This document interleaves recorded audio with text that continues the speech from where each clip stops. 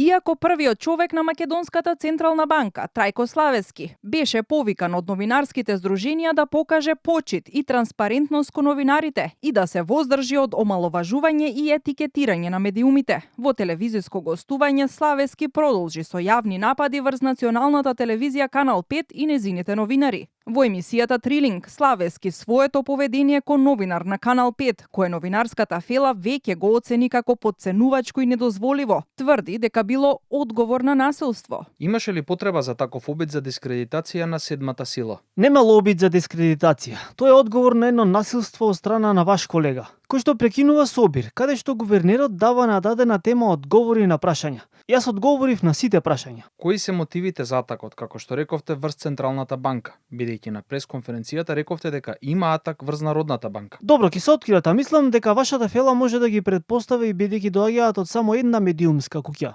Славески пред 3 дена беше прашан за случајот со двете вице-гувернерки, кои 5 месеци по истекот на нивниот мандат на 22 октомври минатата година работат и одлучуваат во Советот на НБРМ, но наместо да даде одговор, тој прашањето го оцени како тенденциозно. Да. Тоа што чекавте повеќе од половина година за огласот, тоа истече. Добро, за тоа разговарајте со вашиот уредник и прашајте го кои се мотивите за овој напад на Централната банка. Јас многу добро ги знам, и ако треба, нема ви кажуваме по 10 пат. Добро, дали има некој прашање во врска со темата, се извинувам? Ако може да одговорите. Не, одговорив. Можете да прашање само? Не може. Сепак, за дел од адвокатската фела, законските одредби кои го определуваат рокот за постапување како обврска на гувернерот се јасни, а функционирањето на Народната банка со состав кој може да биде правно оспорен, значи дека е потребна и ревизија на донесените одлуки во спорниот период.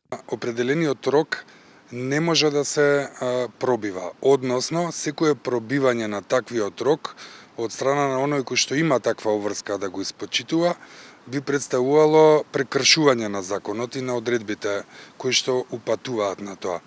Така да секое оправдание за пробивање на рокот е всушност оправдание за незаконско постапување од страна на, во конкретниот случај на гувернерот на Народната банка. Секое постапување кое што е надвор од роковите, во кои што не постои легитимитет на оние кои што ги носеле одлуките, е проблематично и од тој аспект неспорно е дека ќе треба да се направи ревизија на оние одлуки пред се водејќи се од фактот дека не постои легитимитет на оние кои што ги носеле таквите одлуки. Јавното обвинителство по закон е должно да ги испита сите оние аспекти кои што веќе се изнесени во јавноста. Од СДСМ кои веќе побара од обвинителството да отворат предмет по допрен глас, вела дека размислуваат дали од партијата ќе поднесат кривична пријава против Славески. Имаше разговори во рамки на партијата, денеска ќе заседаваат дел од органите на партијата, па ќе излеземе со став.